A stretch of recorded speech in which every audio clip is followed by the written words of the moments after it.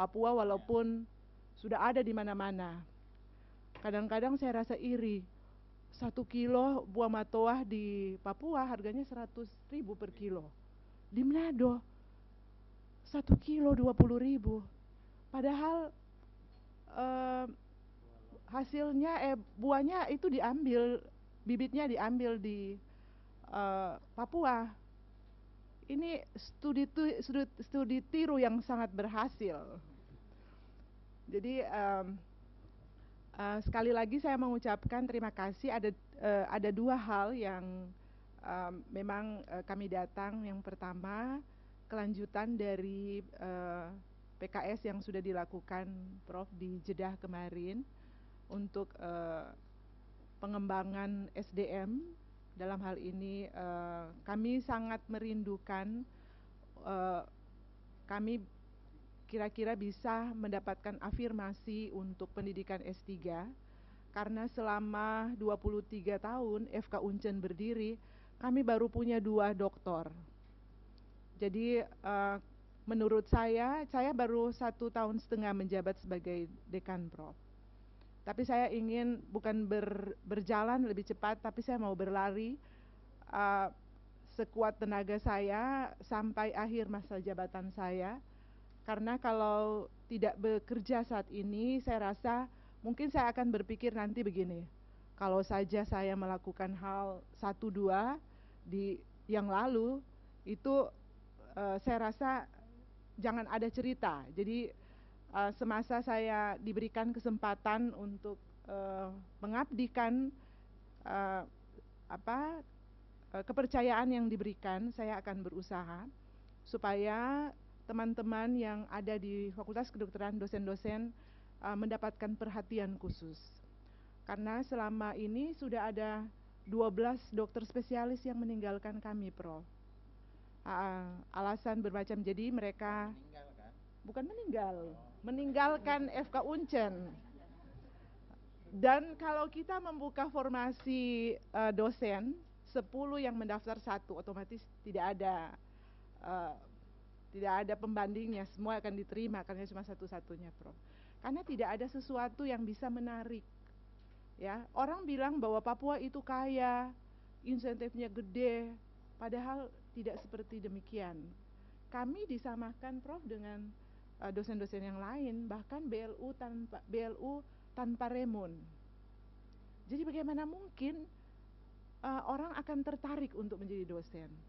Saya rasa bahwa salah satu cara untuk memberikan apresiasi buat teman-teman dosen yang bertahan selama ini adalah memberikan jalan yang mudah untuk mendapatkan proses pendidikan sesuai dengan apa yang diharapkan dosen, minimal untuk membantu kepangkatan dan karir dosen. Itu cita-cita saya, Prof. Ya, jadi dari awal memang saya melihat bahwa harus ada terobosan, dan saya juga sudah berbicara ke Prof Hairani sampai di Dirjen untuk mendapatkan afirmasi. Kebetulan 2 minggu lalu juga saya sudah ketemu dengan sekretaris Dirjen, Prof Sulaiman, ya, Prof.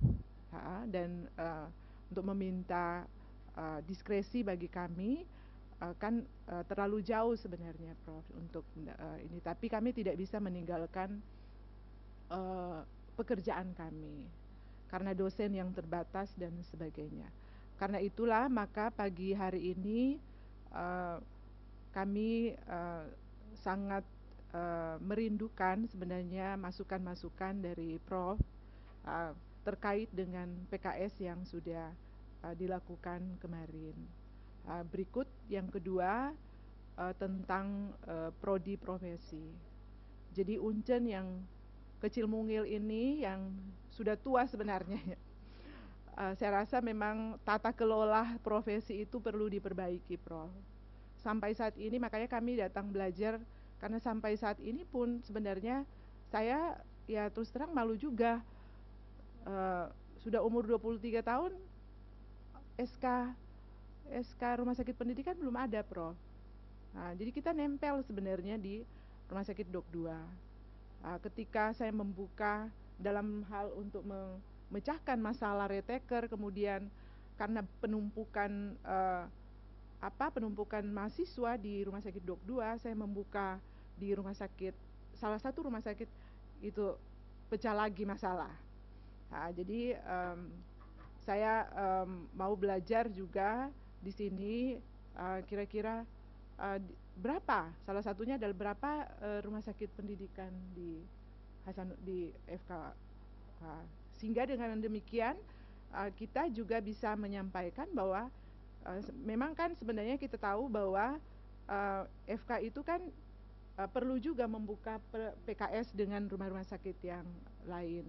Jadi begitu banyak masalah, Prof.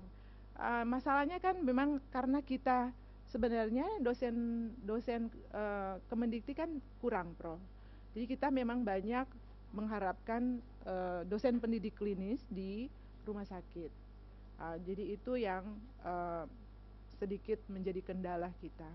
Tapi kami bersyukur juga bahwa lulusan kita kemarin itu ada 83, Prof. Ini mungkin dari sejarah FK Unsur berdiri baru kali ini dapat 83 kelulusan. Walaupun ada 30 mahasiswa kami yang sudah retaker kritis yang nggak mau mendaftar UKM PBD dan hanya mendaftar di crash program. Itu kami sangat menyesal, tapi sekali lagi bahwa itu adalah pilihan mahasiswa karena mereka sudah dewasa juga. Jadi itu hal-hal mungkin yang memang kami mau belajar di sini. Dua hal yang selanjutnya saya yakin bahwa FK Unhas akan sangat membantu kami sebagai fakultas yang ya kalau mau bilang Prof itu tekanan politik ya, kemudian situasi saat ini sangat berat, sangat mungkin berbeda dengan misalnya di Unsrat ya, Unhas, Uncen itu tuh luar biasa berat. Dari segi karakter saja itu berbeda. Mahasiswa kami ketika dapat afirmasi, bisa-bisanya loh Prof menulis surat kepada Presiden kemarin. Padahal dia nggak mendaftar UKM PPD. Jadi itu hal-hal yang mungkin berbeda dan unik, tetapi mereka adalah bagian dari Indonesia yang perlu diafirmasi dan dibantu, Prof. Jadi sampai kapanpun saya rasa kalau tidak ada bantuan memang akan berjalan sangat lambat. Tapi saya yakin bahwa tidak selamanya FK Uncen juga harus mendapatkan afirmasi. Ketika semua sudah berjalan dengan baik, ya, jiwa kompetisi mahasiswa kami itu sudah tumbuh, saya rasa nanti mungkin pelan-pelan afirmasi itu harus dikurangi supaya betul-betul kita mendapatkan hasil yang baik untuk Indonesia. Karena bagaimanapun Prof, saya rasa saya sudah juga bicara dengan ke Dirjen bahwa tidak mungkin anak-anak kita yang lulusan IP terbaik dari Unsrat atau UI atau di universitas yang baik, mereka itu tuh mau di Nduga, di Puncak Jaya.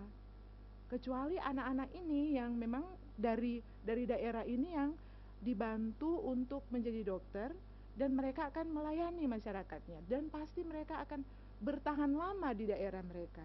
Dan saya lihat bahwa mahasiswa-mahasiswa saya yang sudah lulus di FK Uncen itu mereka bertahan lama karena mereka orang daerah. Walaupun dalam proses Prof, dulu kita masih mengajarin mereka berhitung, ngajarin membaca Prof, untuk masuk fakultas kedokteran karena ternyata mereka bisa baca tapi pengertian mereka tentang itu lambat. Jadi bisa membaca secara huruf itu bisa, tapi mengerti itu susah.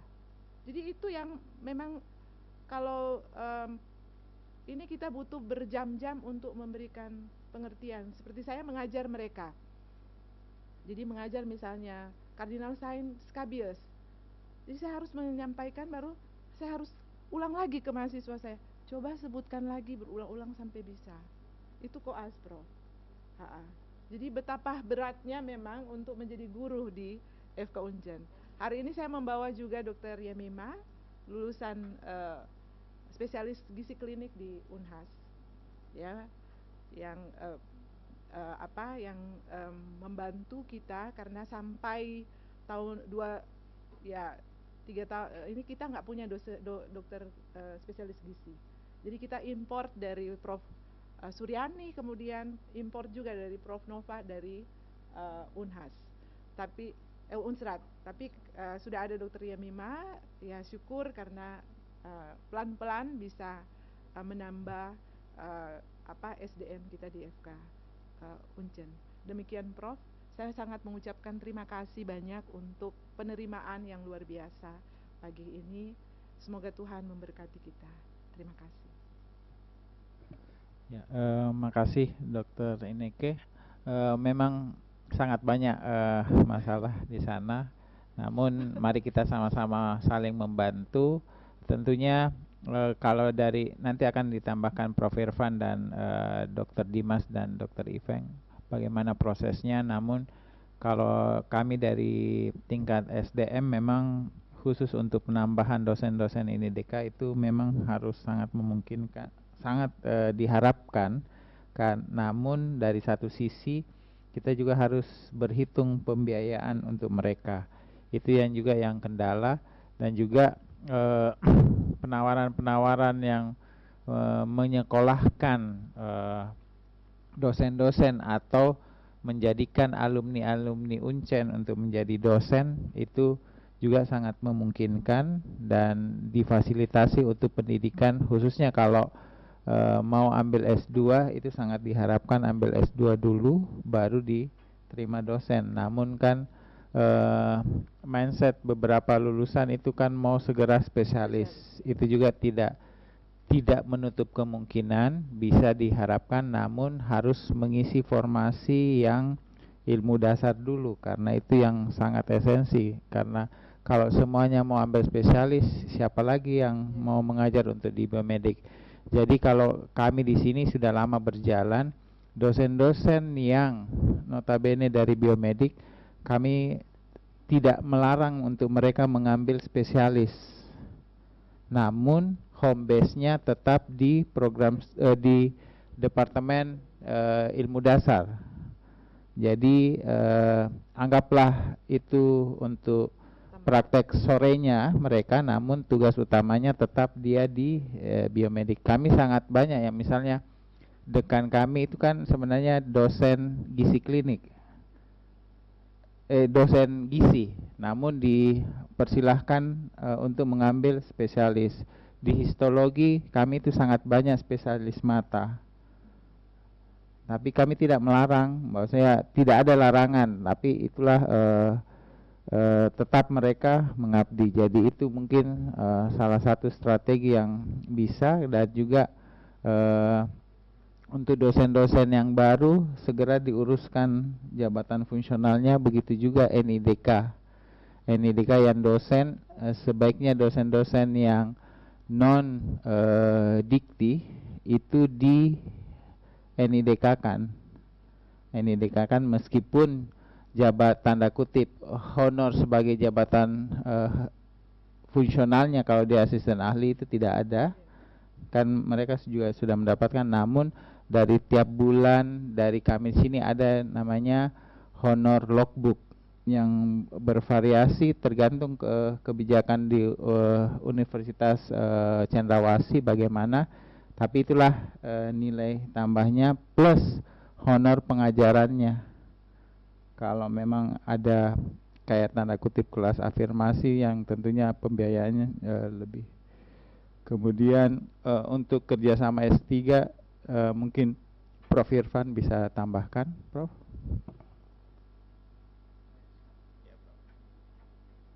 Terima kasih.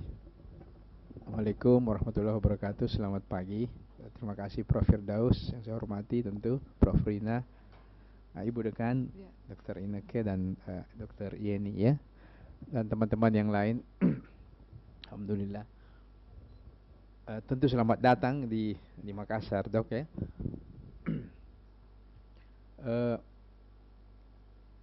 Setahu saya kami sudah pernah kerjasama dengan yang S3 ini, Dok ya, dengan kalau nggak salah pemerintah Papua. Pemda, betul Pemda.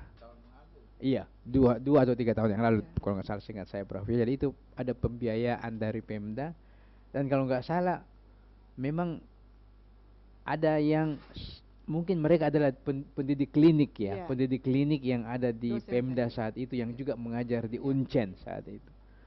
Nah, jadi itu sudah berjalan, tetapi ada masalah kalau nggak salah, sebab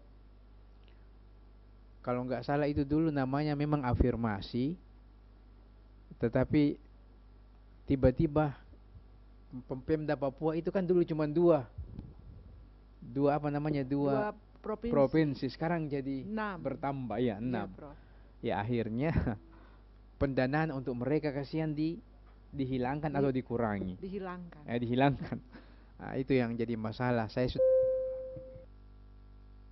Ibu Dekan bahwa mereka minta supaya mereka dijadikan formal, reguler, karena kan biayanya beda. Kalau masuk afirmasi itu UKT-nya itu memang berbeda. Itu sesuai dengan kerjasama yang ditandatangani. Kalau nggak salah saya, Ibu Dekan, beberapa teman-teman itu hari kita ke sana untuk tanda tangan MOU 2-3 tahun yang lalu kalau nggak salah, Ibu Dekan ya, kurang lebih begitu. Tetapi dalam perjalanan seperti itu ya, kita tidak bisa salahkan juga karena ini persoalan politik di sana ya yang mengubah semua ya. Saya tidak tahu, mungkin sekarang sudah direguler karena itu. Tetapi ada beberapa, kalau nggak salah sudah ada yang membaca proposal ya, mungkin sudah ada 4 atau 5 orang ya, memang belum ada yang selesai. Tetapi saya kira kalau mereka itu bisa dimanfaatkan untuk juga tetap, maksud saya, menjadi NIDK ya, yang bisa membantu Uncen. Kalau memang bisa, tentu kan, karena memang kan alasannya kita juga membantu sebab mereka nanti akan menjadi dosen ya, menjadi dosen di sana. Itu yang ingin kami sampaikan ke Pemda.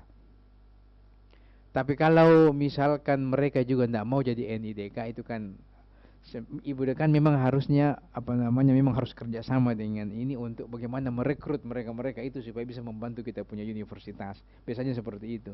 Pemda itu biasanya yang penting hubungan dengan Pemda baik-baik saja kan, Dok? Kita harapkan seperti itu.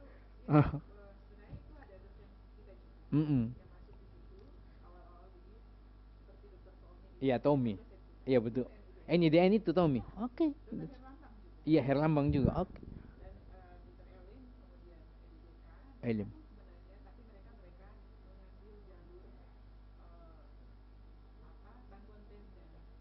Tapi dosen kita. Oh, sudah. Berarti sudah ada kan? Ya, sudah ada. Oke. Maksud saya seperti itu. Artinya kami berharap ini kalau mereka selesai tetap kita bisa rekrut supaya membantu lah, karena memang tujuan utama Ibu Dekan hari itu memang sebenarnya begitu. Kalau mereka ada S3, maka tentu universitas, tentu fakultas kedokteran yang ada di Uncen atau mungkin universitas apa aja FK di sana bisa dibantu. Itu yang. Nah, kemudian untuk berikutnya saya kira seperti yang dikatakan tadi Bapak Wakil Dekan 2, kalau memang kita punya rencana untuk buat apakah dalam bentuknya afirmasi ya atau seperti apa, saya kira kita tidak keberatan, karena memang program S3 itu memang tujuannya adalah membantu dosen-dosen yang ada di universitas lain ya. Itu memang kita punya prioritas untuk dosen-dosen yang memang sudah selama ini mengabdi di fakultas apapun yang ada di sana, yang kedokteran lah utamanya, tentu itu akan diprioritaskan, Dok ya. Selama mereka tentu harus memperlihatkan ya rekomendasi dari dekan lah. Tentu dekan akan memperrekomendasi kalau ini orang, ini dosen, tentu betul-betul memperlihatkan kinerja yang baik dan mau mengabdi kan. Saya kira itu. Selama ini kita punya jalur 2, Dokter Inneke. Ada jalur reguler, datang kuliah ya. Tapi kan kuliah di sini 80% Zoom ya. Jadi online. Jadi itu ada 2 semester. Dan jalur yang berikutnya itu jalur istilahnya kita sebut by research, tidak ada kuliah sama sekali ya, tidak. Cuma memang khusus untuk by research memang banyak requirementnya, banyak syarat-syaratnya. Salah satunya kita berharap mereka sudah biasa meneliti dan sudah ada publikasi. Tapi kalau yang mungkin yang masih baru, kita sarankan untuk ikut reguler supaya bisa ikut kuliah-kuliah biasa ya. Dan apa namanya, supaya juga tentu ini mereka banyak mendapatkan masukan-masukan. Ada juga cara, nah ini kalau memang dimungkinkan, ada beberapa sebenarnya ini. Dulu yang dengan Pemda itu jalurnya reguler. Jadi kan bisa tanya Dokter Tommy itu, kalau nggak salah tidak sering ke sini. Hanya mungkin dalam satu semester ketika praktikum saja, karena praktikum nggak mungkin lewat Zoom ya. Jadi saya kira itu bisa kita manfaatkan. Nah itu yang bisa dijalankan. Ada satu dulu dengan Pemda, kita bisa mengirim dosen ke sana untuk mengajar. Misalkan kalau memang dosennya sama sekali tidak bisa tinggalkan, karena kan mereka kan dokter spesialis, nggak bisa tinggalkan rumah sakit. Tapi tentu ini kembali lagi, karena kalau kita mengirim dosen ke sana berarti kan semua akomodasi ditanggung oleh pemerintah, Pemda ataupun universitas. Itu juga bisa pilihan yang bisa kita lakukan, dan itu pimpinan dekanat di sini juga memberi izin untuk seperti itu. Kalau memang akan dilaksanakan. Tetapi kita kembalikan ke kondisi yang ada di mana, di universitas tempat ya, apa bisa seperti itu. Kalau saya melihat Uncen ya, mungkin memang karena kuliah kita di sini memang sudah lebih banyak online, saya kira tidak terlalu sulit untuk beradaptasi dok ya. Paling mereka mungkin sekali dalam satu semester hanya datang 2 kali atau 3 kali, itu pun juga Sabtu Minggu, karena kita atur supaya tidak mengganggu rumah sakit di mana mahasiswa kita bekerja ya. Itu yang paling mungkin saya kira dilaksanakan. Cuma kalau memang ada hal yang spesifik ya, saya kira nanti bisa diskusi dengan dekanat, karena kita buka kelas sebagaimana kelas Batam kalau nggak salah Prof ya. Batam itu mereka semua jadi by riset ya, by riset, karena memang sudah banyak yang punya pengalaman. Tetapi tentu kalau saya melihat untuk Uncen itu, saya kira model seperti itu bisa kita kembangkan, karena kita sudah punya pengalaman yang dengan Pemdanya ya, tidak masalah. Nah itu pernah kita mengirim di sana tim untuk hanya 1 kali atau 2 kali, kita kirim membuat proposal sama-sama. Itu hanya 2-3 kali kalau nggak salah. Nah itu membuat mereka semua jadi buat proposal, sehingga saya kira sudah ada 60% atau 70 ya, 60% itu sudah baca proposal ya. Sudah cuma memang masalah dana saja ya. Karena kan masalah dananya, karena Pemdanya memberhentikan. Nah ini yang saya kira itu kalau dari kami ya, dari pihak program studi, selama dekanat memberi persetujuan, kita tidak masalah ya. Kita akan membantu sesuai dengan program masing-masing. Cuma memang kita selalu punya banyak kerjasama, jadi tentu masing-masing ada kuotanya ya. Kuota-kuota ini tentu akan kita kembalikan. Itu barangkali dari kami. Silakan. Ya, terima kasih Prof. Tapi Prof, apakah memungkinkan itu yang seumpama Pemda kan berhenti membiayai, mungkin ada beberapa di situ dosennya Uncen sebenarnya.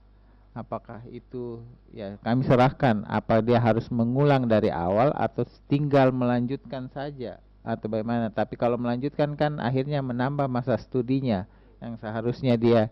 Jadi apakah kita mulai dari nol lagi atau bagaimana itu Prof?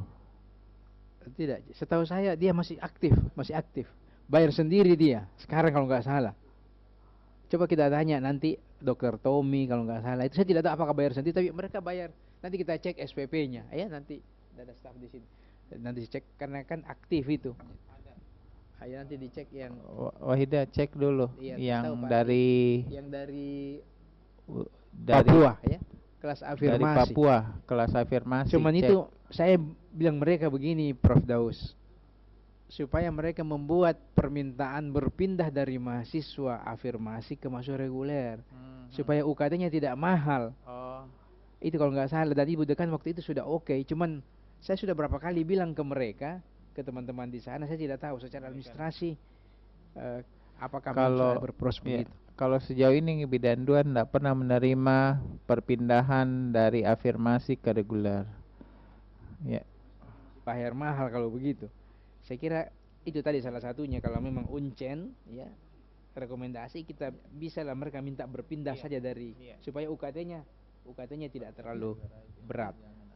Ya, baik Prof.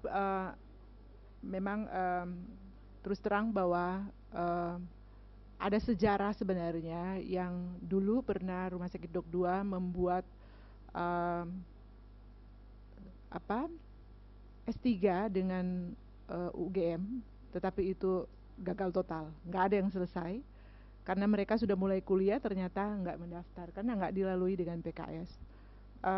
Makanya kenapa saya memastikan dulu bahwa dari hal-hal mana yang kira-kira bisa kita lakukan supaya saya berharap bahwa apa yang dilakukan ini bisa berhasil, Prof. Ya, saya sudah bicara juga dengan rektor karena saat ini kan kami menerima kelas kerjasama dengan Pemda. Dan salah satu yang saya minta juga ke Pemda, di beberapa Pemda adalah membantu kami untuk, kami nggak meminta uang apa Prof, tapi membantu untuk pengembangan SDM. Jadi karena sudah ada seperti itulah, maka saya mulai bergerak. Artinya bahwa kalau itu dimulai dari universitas dan fakultas, maka tanggung jawab itu tuh harus dilakukan.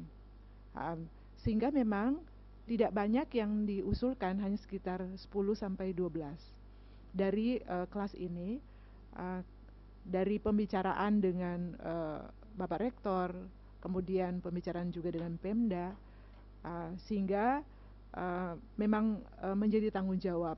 Tetapi kami seperti apa yang disampaikan oleh Prof juga, bahwa ada teman-teman kami yang sudah ada kerjasama dengan Pemda, itu juga saya rasa juga akan dipikirkan bentuk bagaimana, karena mereka juga adalah bagian dari dosen.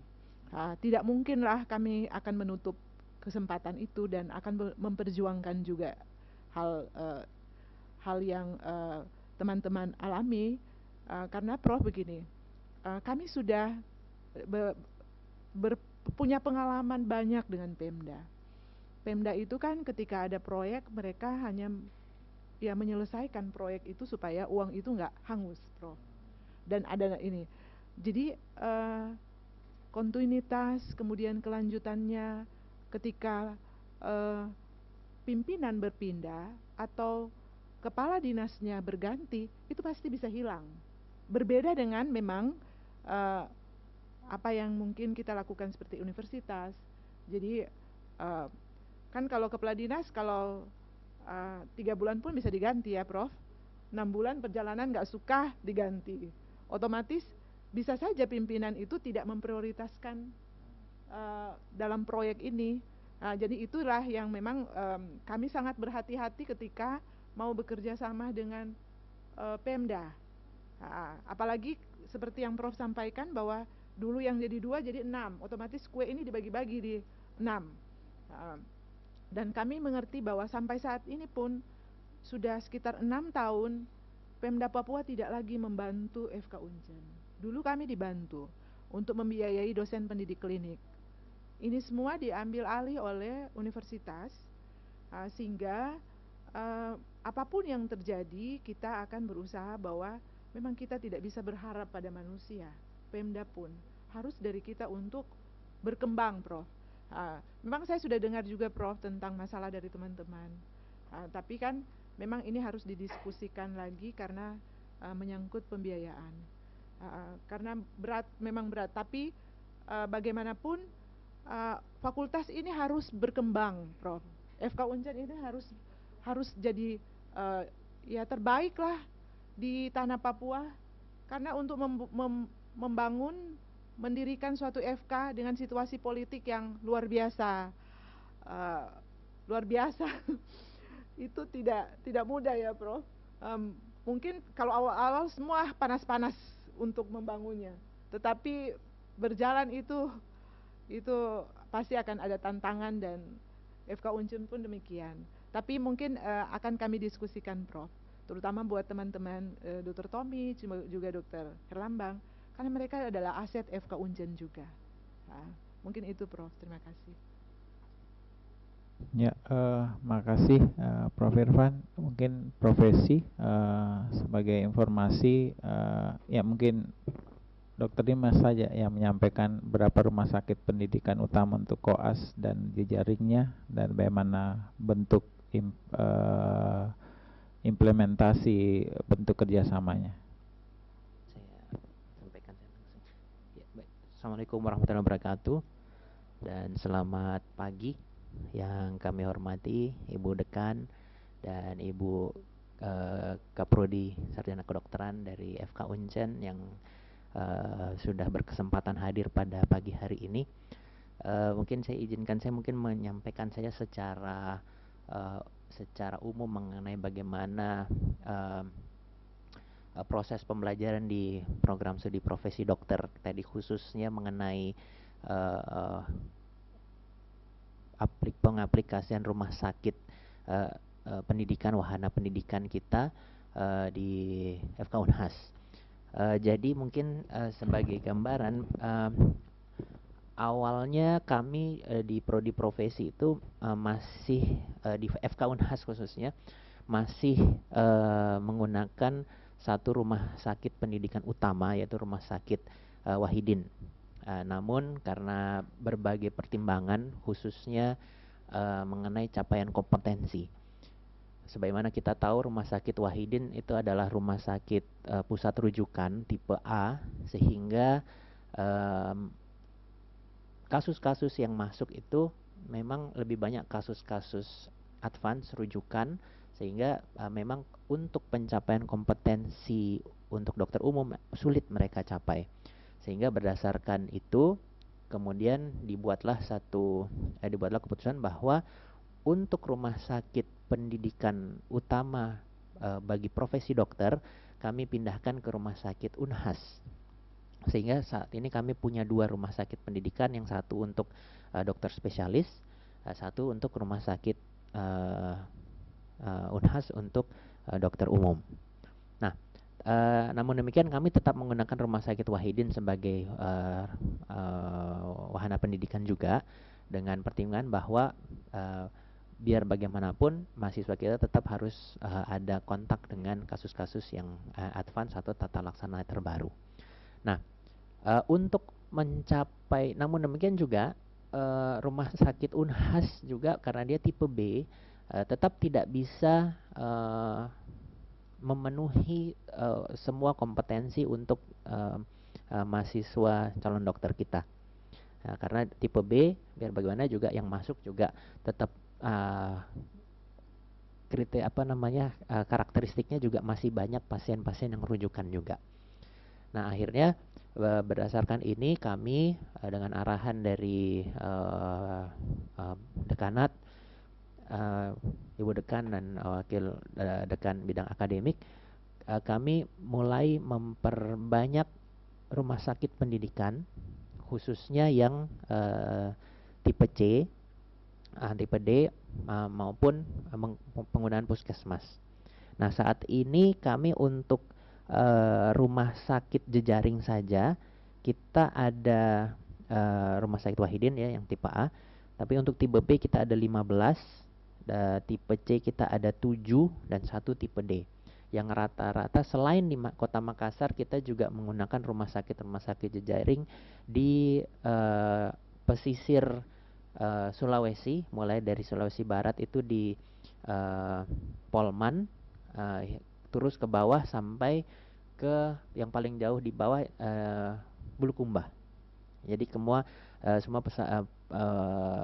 rumah sakit yang di pesisir alhamdulillah sekarang sudah menjadi jejaring juga. Ini kita juga mungkin melihat bagaimana perkembangan di tempat lain juga, di mana mahasiswa MPPD ini akan semakin banyak porsinya untuk ditempatkan di rumah sakit jejaring di luar dibandingkan di rumah sakit pendidikan utamanya. Tentu saja dengan pertimbangan itu, untuk mereka supaya kontak dengan pasien lebih banyak, dan di rumah sakit pendidikan utama kita baik di Rumah Sakit Wahidin maupun Rumah Sakit Unhas, terus terang karena kami juga melatih dokter spesialis, mereka akan dapat pasien setelah dilihat oleh pasien dokter spesialis, sehingga kontaknya takutnya akan berkurang. Dengan kita lebih banyak memanfaatkan rumah sakit jejaring, tentu saja kita akan mengharapkan mereka lebih kontak lebih banyak. Ini pun kami juga mendapat asupan dari mahasiswa bahwa mereka sangat menikmati masa mereka di sana karena mereka bisa lihat pasien langsung, dan interaksinya juga dengan dosen pendidik klinik juga lebih intens ya, karena mereka langsung dibimbing dengan pasien yang ini kan. Nah, tentu saja para pendidik klinis yang ada di rumah sakit jejaring itu, mereka sebelum kita kirimkan mereka, kami berikan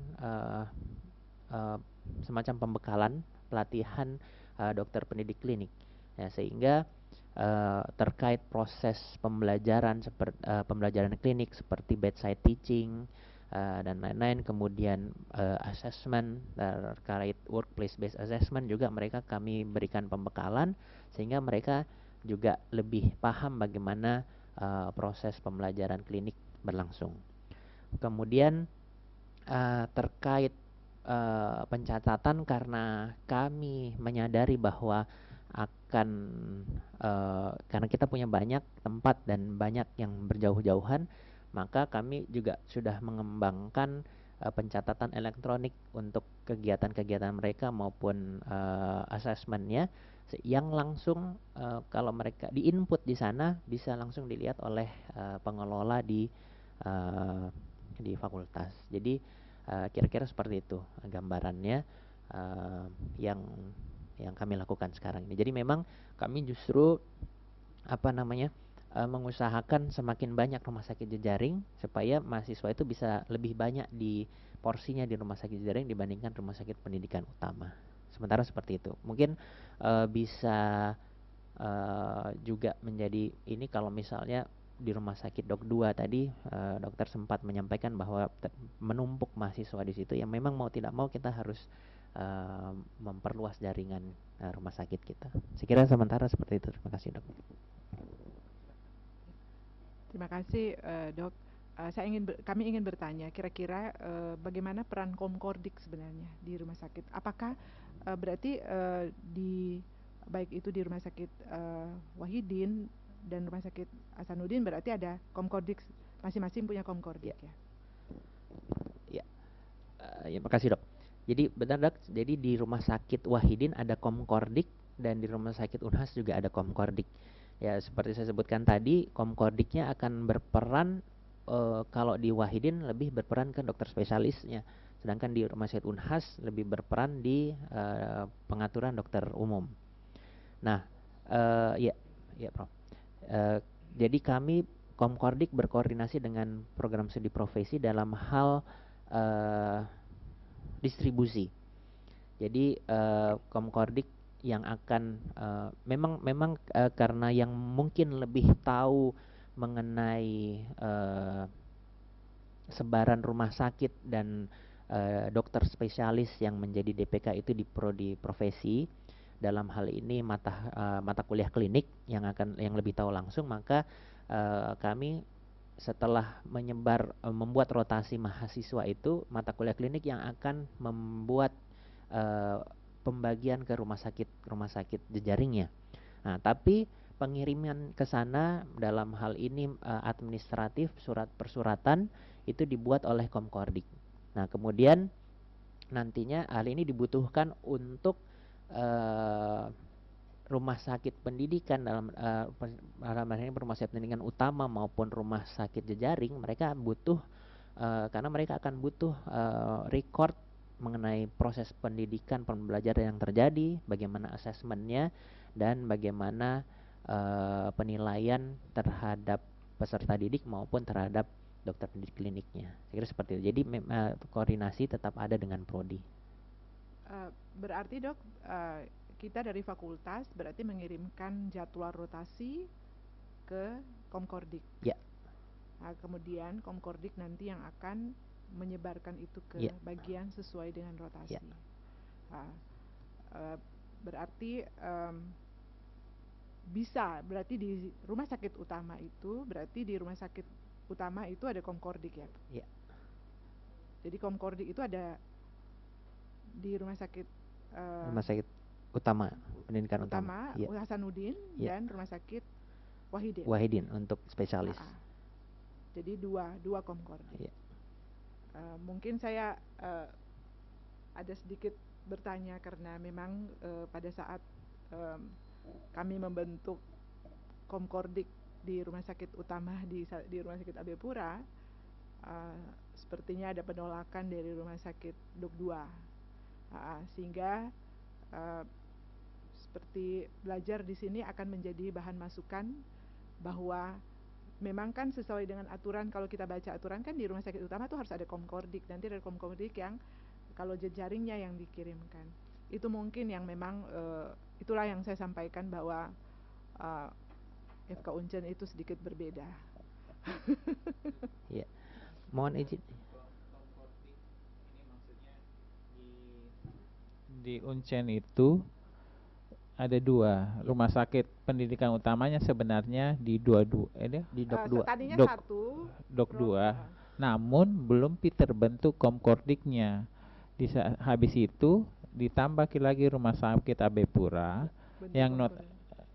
dibentuklah komkordik di sana. Padahal ini Ya. belum ada penetapan bahwa yang ini jejaring kah atau utama. Oke, baik.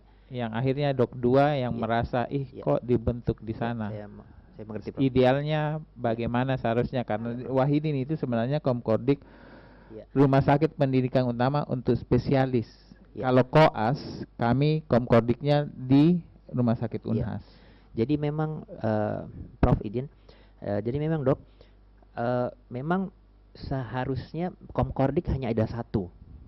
Sedangkan di rumah sakit jejaring ada namanya tim kordik atau bakordik mungkin. Nah, nanti tim kordik ini memang ada di dalam struktur komkordik. Ya, mereka akan berkoordinasi. Jadi misalnya rumah sakit Unhas mau mengirim. Jadi saat ini rumah sakit Wahidin untuk pendidikan profesi sebenarnya di struktur itu dia berada sebagai rumah sakit jejaring. Rumah sakit Unhas begitu. Jadi kalau kita mau mengirim lewat komkordiknya Unhas yang akan berkoordinasi ke Wahidin begitu, Prof. Jadi Dok, jadi memang idealnya memang hanya ada satu komkordik. Nah, mungkin perlu usul saya mungkin dari Unjen perlu menetapkan dulu rumah sakit pendidikan utamanya yang mana. Nah, misalnya rumah sakit pendidikan utama adalah di rumah sakit Dok 2, maka memang komkordik harus ada di Dok 2. Komkordik yang ada di AB Pura itu mungkin dimaksudkan adalah tim kordik yang harus berkoordinasi dengan rumah sakit Dok 2 kalau akan ada mahasiswa yang dikirimkan. Seperti itu, Dok. Nah, kami mungkin ini sekedarnya saya berusaha agar yang memang yang ditempatkan sebagai komkordik itu adalah orang-orang yang memang terbiasa bekerja sama dengan fakultas kedokteran ya, sehingga komunikasinya lebih baik karena memang sesuai ketentuannya memang ketua komkordik itu harus dijabat oleh rumah sakit, bukan oleh dosen dari kita. Sedangkan walaupun di dalam strukturnya tetap dari perwakilan dari fakultas, dalam hal ini dari prodi, tetap harus ada juga di dalam struktur komkordik itu. Seperti itu. Tapi tidak boleh oleh ketua prodinya. Seperti itu, Dok. Ya, baik Dok. Memang kita memang selama ini kan ada sedikit perubahan karena membuat kurikulum baru, terutama kalau hanya pada satu rumah sakit, koas itu berputar sampai 4 tahun, Dok. Itu yang jadi masalah. Sehingga memang pada saat saya masuk jadi dekan, itu saya merubah, dan perubahan itu pasti akan ada tantangan. Oleh karena itu memang saya membuka satu rumah sakit sebenarnya untuk menyelesaikan masalah masa studi. Jadi memang ada pertimbangan-pertimbangan sehingga kalau di rumah sakit Dok 2 saja kan menunggu bisa, dan sekarang ini kan UKT dibayar kan nggak boleh tidak ada proses pendidikan. Oleh karena itu memang berat, tapi saya sudah mendapatkan gambaran bahwa memungkinkan sebenarnya bahwa ada juga rumah sakit pendidikan. Walaupun di sini kan karena kita belum ada PPDS, jadi ada rumah sakit utama untuk PPDS dan rumah sakit utama untuk profesi. Di kita kan memang ada masalah penumpukan, Prof. Kalau sampai 4 tahun nggak selesai koas kan itu tata kelolanya kan buruk dari kita. Otomatis kan harus diambil jalan keluar untuk menyelesaikan. Sehingga ada proses yang kalau saya hanya menunggu di sana kan itu akan macet semua. Sehingga kalau pembelajaran di rumah sakit yang baru itu kan saya rasa apakah itu namanya komkordik atau subkordik itu juga memungkinkan karena proses itu kan akan selesai di rumah sakit itu. Sehingga menurut saya juga apa yang disampaikan oleh dokter berarti berarti memungkinkan karena ini untuk menyelesaikan masalah di masa transisi. Selama ini kan pemberlakuan Permen 18 2018 kan baru dilakukan sekarang. Begitu lama, ya terus terang saja mungkin saya membuka begitu lama situasi yang tidak diselesaikan, menunggu waktu lama, otomatis fakultas harus mengambil langkah walaupun ada pertentangan. Saya rasa juga bahwa mahasiswa ini harus diselamatkan. Kalaupun dekannya disandra kan nggak ada masalah, kan dekannya sudah selesai bisa hidup lah ya, Prof. Tapi anak-anak ini anak-anak bangsa ya, itu harus diselamatkan dalam proses tata kelola yang baik. Jadi mungkin akan saya sampaikan juga bahwa di Unhas itu punya komkordik, walaupun dalam bentuk komkordik untuk spesialis dan bentukan kita kan berbeda untuk menyelesaikan masalah ya, Prof.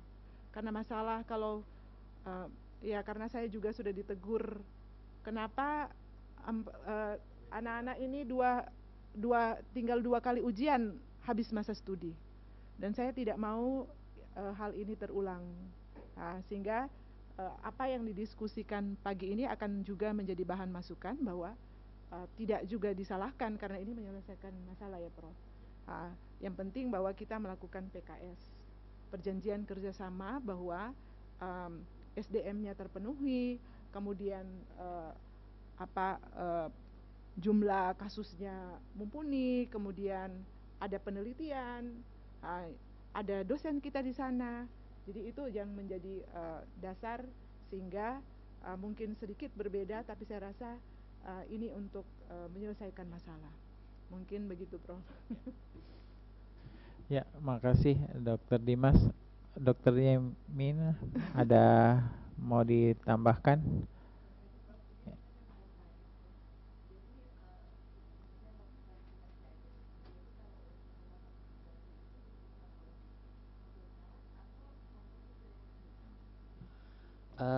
Kalau kami, Dok, yang menentukan adalah yang menentukan fakultas, tapi dengan pertimbangan untuk menetapkannya itu kami juga berkoordinasi dengan Komkordik karena terkait kapasitas dalam hal ini kapasitas rumah sakitnya untuk menerima mahasiswa dan kapasitas dosen pendidik kliniknya yang ada 1:5 itu.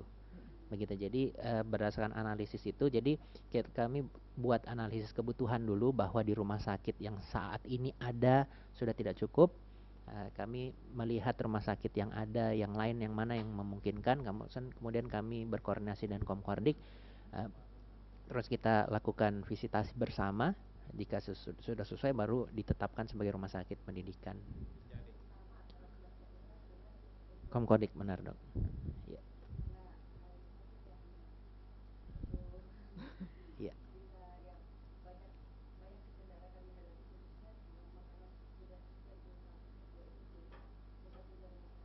Ya. Rumah sakit utama.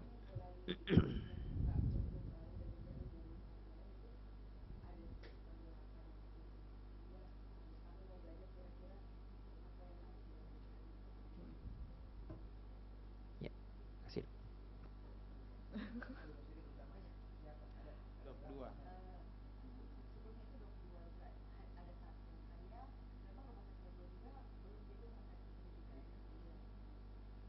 Belum ada SK.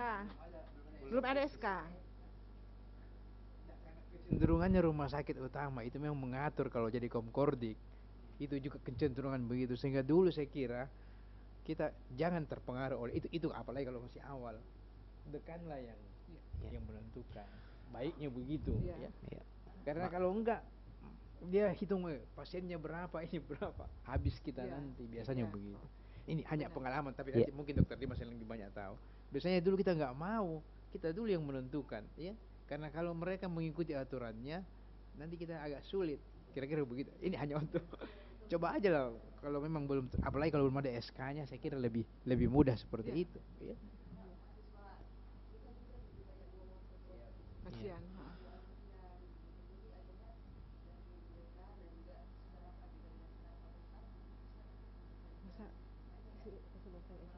Karena gini, nanti dokter Mas, biasanya kalau mau buka jejaring harus izin lagi dengan itu kan, padahal itu agak sulit, ya, agak sulit.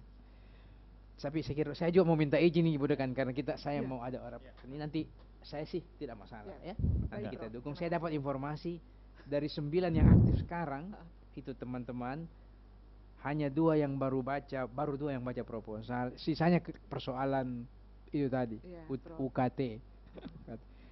Nanti kalau mau mereka berubah, nanti mungkin disampaikan aja ke kami, nanti saya sampaikan ke Bapak WD2 apa bisa berubah dia punya status dari afirmasi menjadi reguler, ya. Yang penting ada Iya, surat. ada rekomendasi dari Ibu Dekan, Ada ya. surat resmi Betul, bahwa betul. ini merupakan staf dosen kami. Mohon kiranya karena bantuan dari Pemda, insya Allah itu bisa berubah. Iya. Karena Baik. kalau pakai skema afirmasi ya 3 kali lipat. Iya, benar. Ada Iya. UKT-nya, ada lagi uang kerjasamanya, ada operasionalnya. Iya. Ya, mungkin sebelum kita foto dulu bersama sebagai laporan juga untuk studi tiru, baik Uncen maupun Unhas. Iya. Kita foto bersama di sana, saya dulu. Kasih pindah saja kameranya. Kita foto dulu di sana. Mungkin kita mau serahkan. Oh iya, ada ya